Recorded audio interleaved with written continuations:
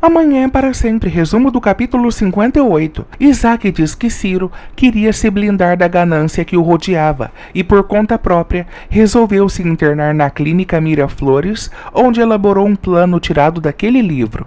O homem começa a ler uma passagem do livro, onde dizia o seguinte: há duas formas de combater. Uma, segundo as leis, a outra, pela força. A primeira forma é a própria dos homens, e a segunda, dos animais.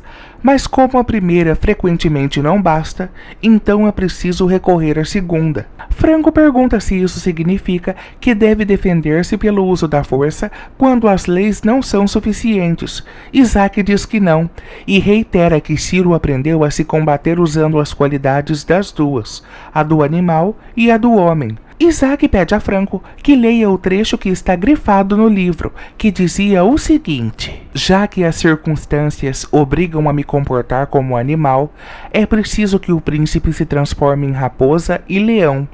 Porque o leão não sabe se proteger das armadilhas, e nem a raposa sabe se proteger dos lobos. Então, temos que ser raposa para conhecer as armadilhas e leão para espantar os lobos. De acordo com Isaac, segundo as instruções de Ciro, o livro deveria ser a primeira coisa que ele deveria entregar para quem trouxesse a mensagem que ele havia deixado escrita pelo próprio punho. Franco pergunta a Isaac se ele já havia visto aquele papel. Isaac diz que estava com Ciro há 30 anos quando ele escreveu aquilo. Isaac entrega a Franco alguns papéis e diz que eles são de sua propriedade. Isaac ressalta que as instruções de Ciro eram muito simples e reitera que a pessoa que viesse com o bilhete que ele mesmo escreveu é quem verdadeiramente merecia receber o legado dele. Steve pergunta se esse legado é algum tipo de herança. Isaac diz que sim, e ressalta que é uma herança que vai mudar a vida de Franco.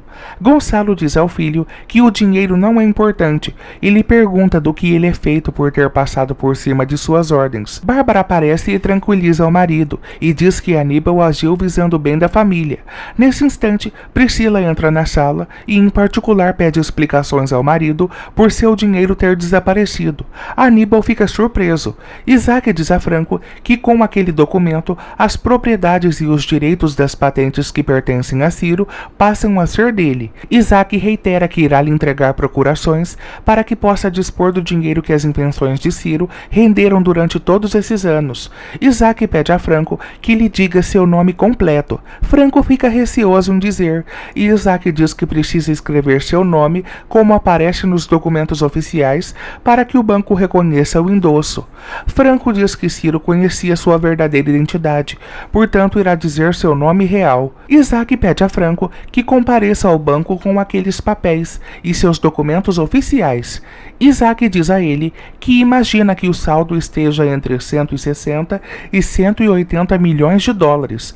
Eduardo fica chocado com a quantia. Isaac diz que havia lhe avisado que isso iria mudar a sua vida. Franco pega o documento de sua mão e o cumprimenta. Priscila pede ao marido que devolva seu dinheiro. Aníbal diz que o dinheiro está investido e não pode fazer nada. Furiosa, Priscila pede ao marido que contrate uma pessoa de sua confiança para que tome conta de seu dinheiro. Do contrário, irá dizer a Franco que Aníbal é um ladrão. Bárbara se faz de vítima e começa a chorar na sala com Gonçalo. O homem a pergunta o que está vendo e Bárbara diz que está triste pelo fato dele ter pensado que fosse ela que autorizou a campanha perseguindo Adriano. Gonçalo se desculpa e diz a ela que agiu por impulso. Bárbara diz que está muito magoada e pede ao marido que a deixe. Manzanares entrega um dinheiro a Jairo e diz que Franco é inocente, portanto deixará a cidade. Lúcio assedia Gardênia e tenta se aproveitar dela. Nesse instante, René Manzanares aparece e o detém. René lhe dá um soco e diz que detesta os homens que abusam das mulheres. René está prestes a soltar Gardênia quando Lúcio se aproxima para detê-lo. Manzanares saca uma arma e o ameaça. Lúcio não se intimida e segura o revólver. Os dois lutam. A arma acaba por disparar e os dois ficam assustados. René cai no chão e Lúcio fica impressionado. Franco diz a Steve que não é certo ele receber o patrimônio de Ciro e diz que a verdadeira herdeira daquele capital é Liliana. Liliana. Na clínica, Ciro aparece para Liliana e diz que o Rei Branco já tem as armas para a luta. Liliana fica feliz. Eduardo diz a Steve que entrará em contato com Isaac para devolver o dinheiro. Steve o detém e diz que Ciro talvez tenha o deixado a herança, pois ele é a única pessoa que pode salvar Liliana. Eduardo se mantém irredutível e diz que não merece o dinheiro. Jairo fica furioso com Lúcio por ter eliminado René Manzanares. Em particular, Lúcio diz a Jairo que Gardênia terá que morrer, pois ela o viu matando Manzanários. Jacinto diz a Margarida que no dia seguinte irá atrás de emprego, pois não pretende voltar para a fazenda Elisalde. Mesmo amordaçada, Gardênia tenta fugir e mexe no bolso de René Manzanares com a intenção de encontrar as chaves do local.